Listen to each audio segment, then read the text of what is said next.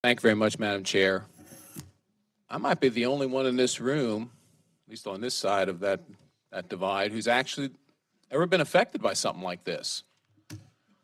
I was on the faculty at Johns Hopkins for over 30 years. I was the head of obstetric anesthesiology, where we delivered babies, but we didn't abort them. We did across the hall in the GYN operating rooms, where I asked not to be on the schedule to participate, and one anesthesiologist came up to me and said, the one who was writing the schedule said, "Well, why not? You're not doing it." That's a basic misunderstanding of my religious liberty. You know, up is down and down is up when someone who stands up for their conscience is called immoral. That was the implication, that it's somehow immoral that I wouldn't participate in something, in a procedure that was against a deeply held religious belief, which I believed, and my parents came to this country because of that thing called the Bill of Rights that actually gave liberties. And yes, forcing one against their beliefs is a violation of their religious liberty.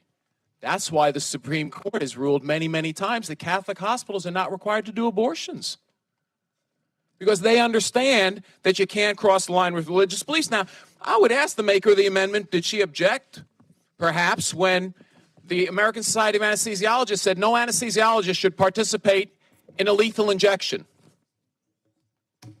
Why? The state holds a license. They could tell an anesthesiologist, it's good for the state. It's the right thing to do. It's good for society. You should participate. No, of course not.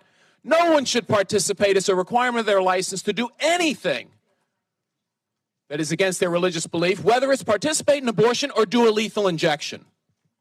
No one. Because the state, through their license, the implication of this amendment is that when the state gives you a license, they can tell you how to practice your religious belief. That is objectionable at the highest levels.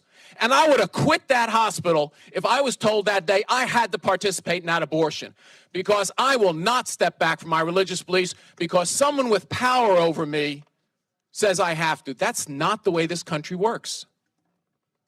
These conscience protection rules and regulations only apply to current. They don't make new law. They just allow us to enforce current law. If we don't like the law, let's change the law. But we should all agree that if we have the law and we have RFRA and we have protections for religious liberty, we should enforce them. That's all the administration does. It's what every American deserves. I yield back.